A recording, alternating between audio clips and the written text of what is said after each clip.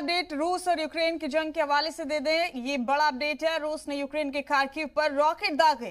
Kharkiv के मुख्तलिफ रिहायशी इलाकों में रूस ने रॉकेट गिराए हैं और हमले के बाद घरों से बाहर खड़ी गाड़ियों में आग लग गई। कुछ रॉकेट रिहायशी इमारतों पर भी गिरे हैं। ये बड़ा अपडेट आपको रूस और यूक्रेन की जंग के हवाले से दे रहे हैं। यूक्रेन के खार्किव शहर पर रशिया ने रॉकेट से हमले किए। रूस यूक्रेन जंग से जुड़ी ये बड़ी खबर है। रशिया ने रॉकेट से हमले किए खार्किव शहर पर।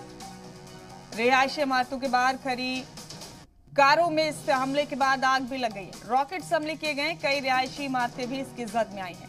ये बड़ा अपडेट आपको रशिया और यूक्रेन की जंग के हवाले से दे रहे हैं।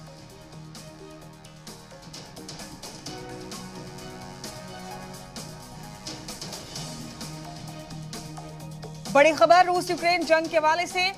रूस अब और जारहाना हो गया है। खार्किव पर जोरदार हमले किए रूस ने।